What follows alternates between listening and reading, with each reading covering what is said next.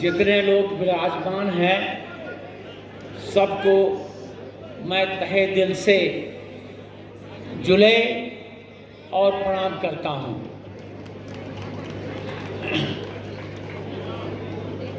आदरणीय श्री जगतगुरु शंकराचार्य जी, माननीय पलघा रिम्पोचे जी, आदरणीय श्री इंद्रेश कुमार जी जो कि इस सिंधु यात्रा समिति के अध्यक्ष हैं, श्री मुरलीधर माखीजा जी, श्री गजेंद्र चौहान जी, श्री भूपेंद्र कंसल जी, श्री गोपाल शरण गर्ग जी, श्री महावीर सिंह जो हमारे हाई कोर्ट हरियाणा के जज हैं, vice chancellor SK. Mehta ji, vice chancellor Varshiram Bishnoi ji, Shri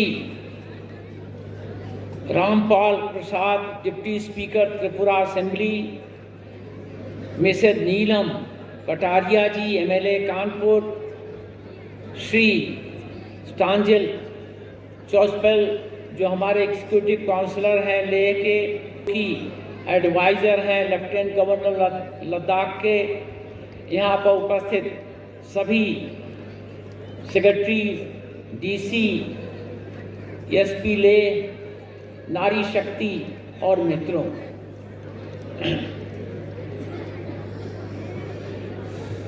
इस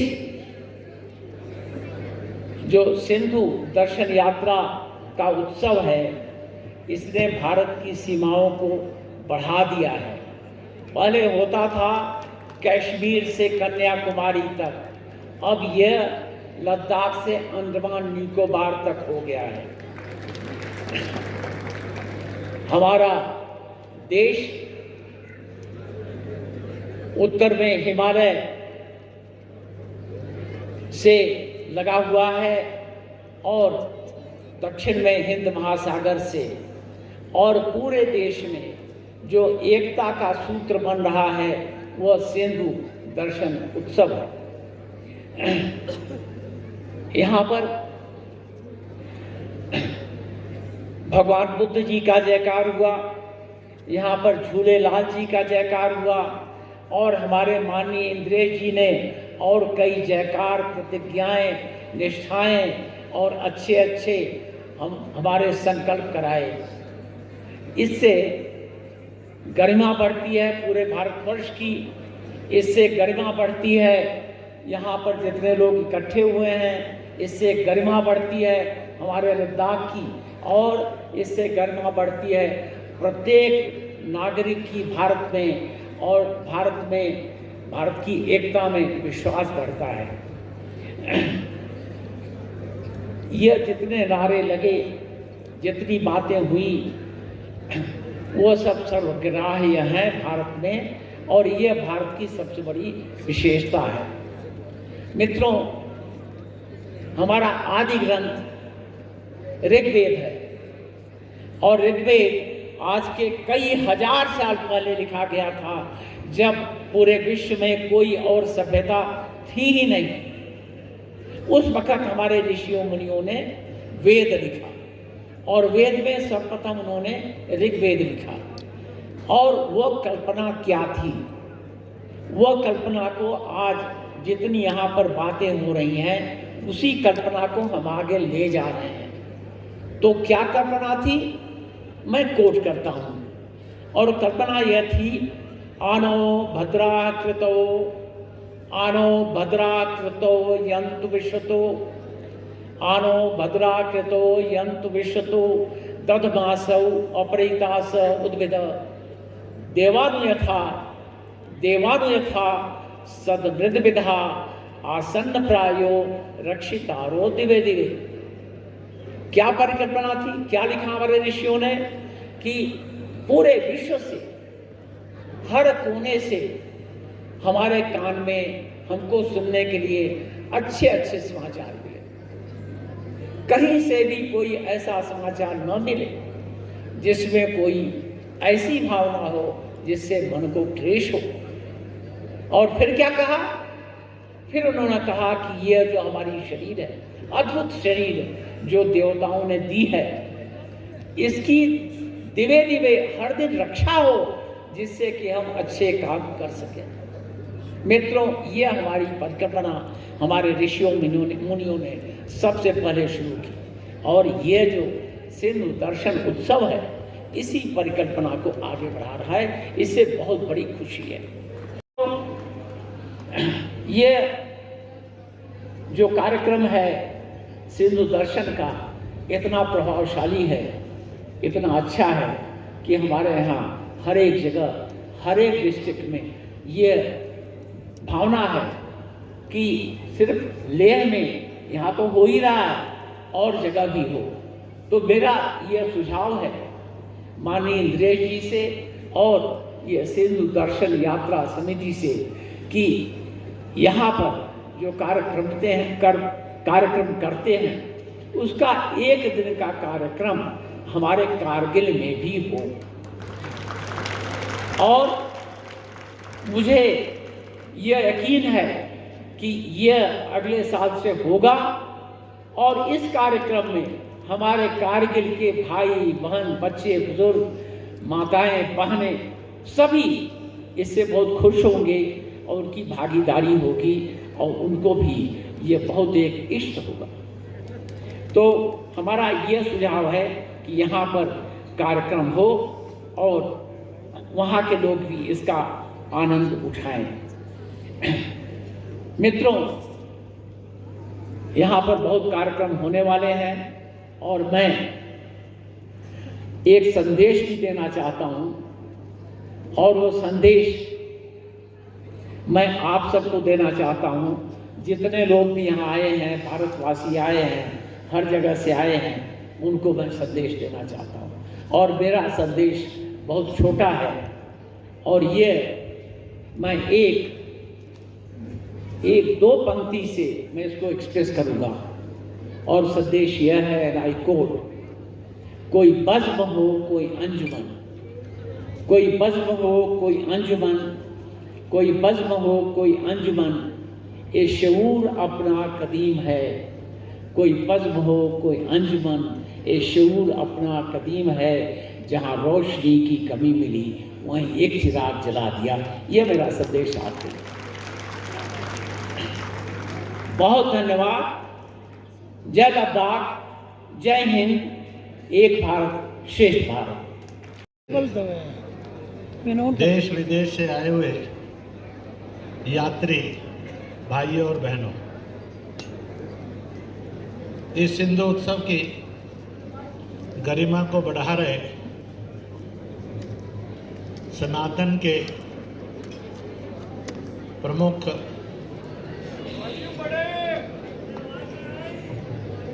लद्दाख तथागत बुद्ध, उनकी वाणी और आचरण का जो भूभाग है, जिन्होंने संदेश दिया था, अपो दीपो भव, स्वयं से दीपक बनो, अंधेरे में रहो नहीं, दूसरों को प्रकाश में रखो। उनके अनेक बौद्ध लामा पलगा रिम्पोचे भी यहाँ उपस्थित हैं। मैं उनका भी अभिनंदन करता हूँ।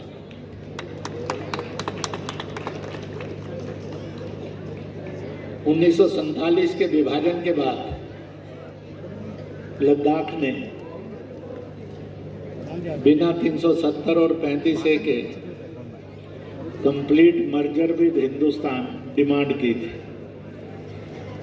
ये वाक्य आज भी जगत प्रसिद्ध है कि लद्दाख रूपी बालक भारत रूपी माँ को हाथ उठा उठाकर चिल्लाकर कह रहा है, मुझे अपनी गोद में ले लो। पता नहीं भारत रूपी माँ हमें कश्मीर के अलगाववाद और दहशत की भट्टी में क्यों फेंक रही है। उनकी इच्छा थी कि लद्दाख को यूटी मिले और इसलिए आज की सरकार ने लद्दाख को यूटी देकर जो 70-75 वर्ष की लद्दाख की लड़ाई थी उसको पूर्ण विजय में बदला। इसलिए उनकी इस पूर्ण विजय के लिए उनको बधाई है। लद्दाख यूटी बना इसलिए उपराज्यपाल के रूप में जिन्होंने सेनाओं में रहकर देश की अद्वितीय सेवा जान हथेली पर रखकर की, ऐसे उपराज्यपाल ब्रिगेडियर उनकी धर्मपत्नी बनती है। इसलिए दोनों मिलकर पूर्ण के रूप में आज इस सम्मेलन में उपस्थित हैं।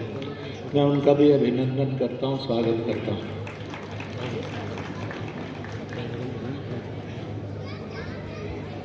अंदर कभी कभी स्वर 6 शेड्यूल भी उठता है, कभी स्टेटहुड भी उठता है, पर भारत के गृह मंत्री ने प्रधानमंत्री के नेतृत्व में लद्दाख की, जिसमें लेह और करगिल 2 जिले हैं, आगे शायद 2 जिले और बनाने की बात चली हुई है, ये एश्योर किया है।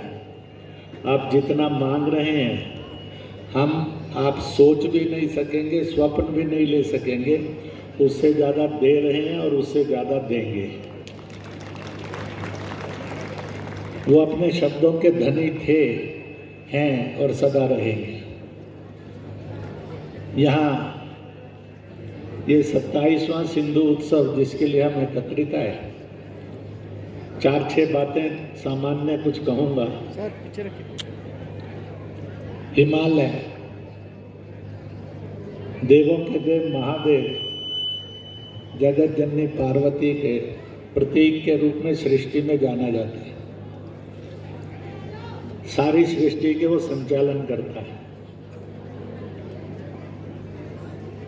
इसी प्रकार से विष्णु लक्ष्मी, जिससे इक्ष्वाकु वंशीय परंपरा का है, जिसमें भगवान तथागत बुद्ध भी अवतरित हुए। आज बुद्ध के गुणगान से, उनके वचनों से, करुणा और मैत्री के नाम पर पूरा लद्दाख भारत का शीर्ष बना हुआ है। वैसे तो कश्मीर भी शीर्ष कहलाया है, पर लगता है कि कश्मीर रूपी मुकुट के ऊपर एक और छोटा मुकुट लद्दाख के रूप में आज पूरे हिंदुस्तान में और दुनिया में जगमगा रहा है। उसकी ये जगमगाहट निरंतर बढ़ती रहे, इसको बढ़ाते रहने के लिए हम देश के सब लोग यहाँ उपस्थित हुए।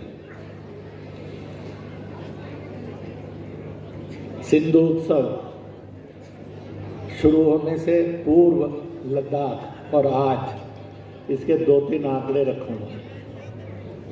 उस समय लद्दाख का टूरिज्म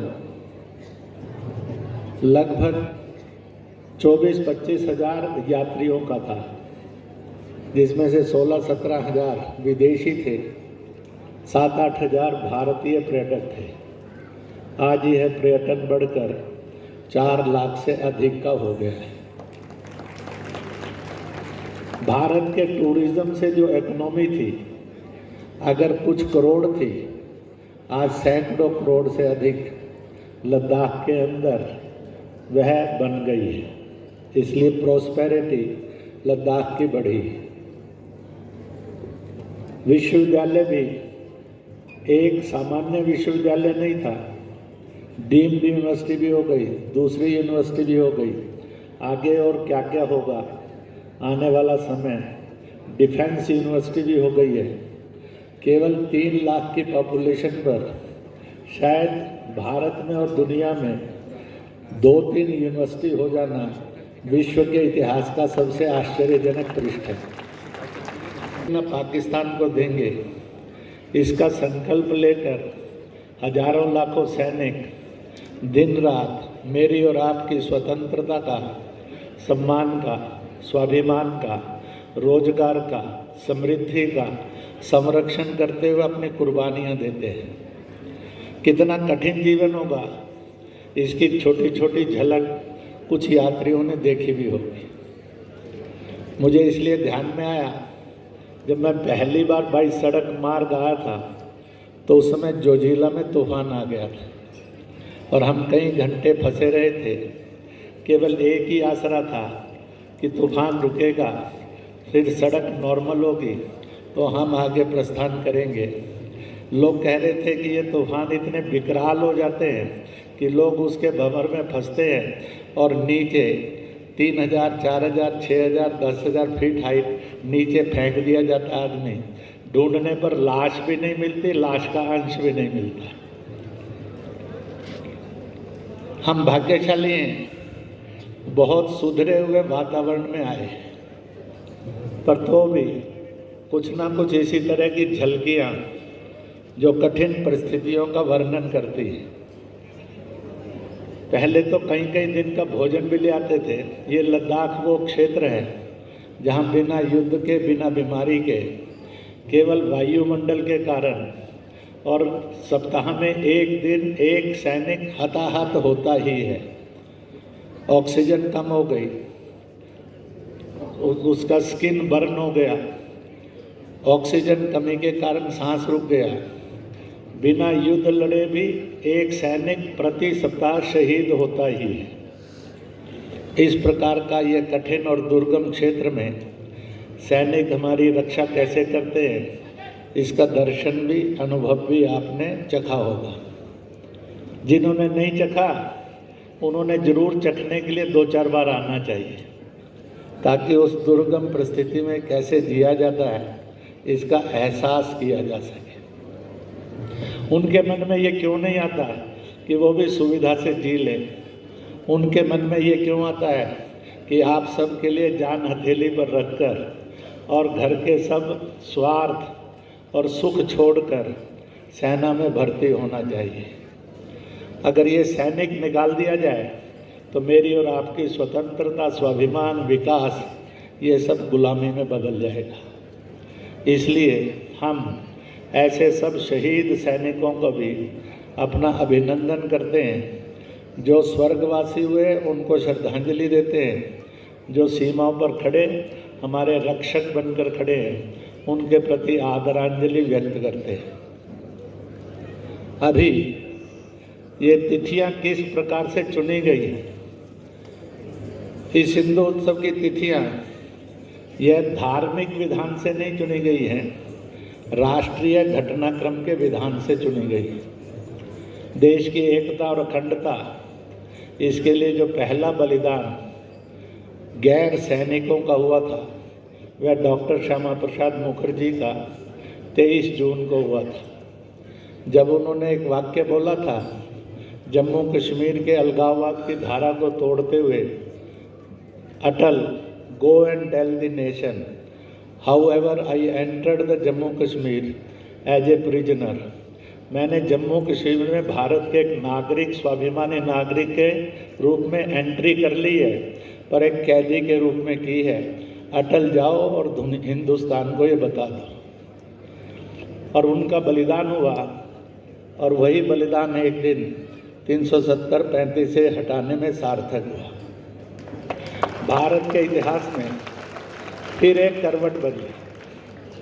देश के अंदर सत्ताधारियों को लगा कि तानाशाही के द्वारा they should be change into a permanent ruler. दुर्भाग्य से श्रीमती इंदिरा गांधी के मन में ये भाव आया, देश के लोकतंत्र का गला घोंटा गया, इमरजेंसी लगी।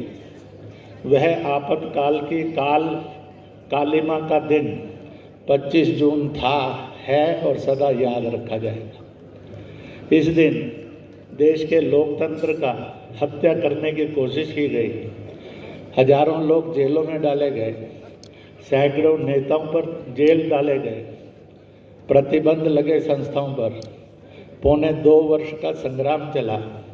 इसलिए आज 25 जून लोकतंत्र की वह कालिमा का दिवस है, जब लोकतंत्र की रक्षा के लिए भारत के करोड़ों लोगों ने फिर एक स्वतंत्रता संग्राम लड़ा था, जो 1977 में पूर्ण सफलता के रूप में विजेता बनकर निकला था। इसलिए इस 25 जून को नमन करते हैं, जिसने लोकतंत्र की रक्षा के लिए कीमत देना पर लोकतंत्र की रक्षा करके रहेंगे, इस संकल्प को जागृत किया था।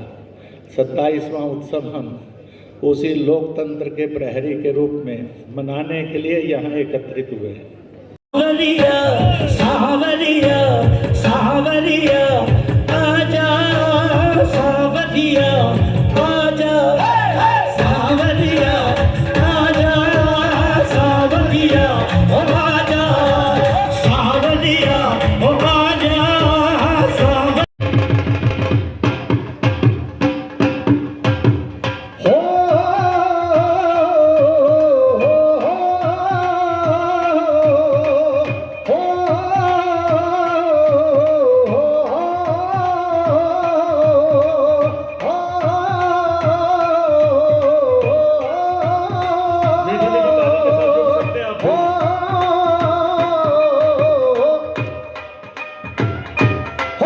माही जे चलियो हो जित माही जे चलियो पटियाले उथों नावी ओए नवी रेशमी नाले अते चिट्टे ओए होए अते चिट्टे ते अते काले एक पल पै जाना हो एक पल पै जाना तेरे कोल तेरे मिठड़े नी ओए आ तेरे मिठड़े नी लगदे बोल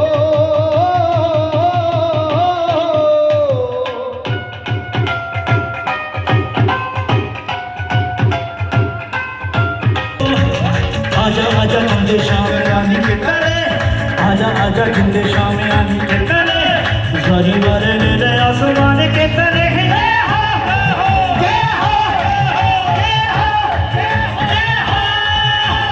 आजा आजा जिंदे शाम रानी के तले आजा आजा जिंदे शाम रानी के तले सारी वारे मेरे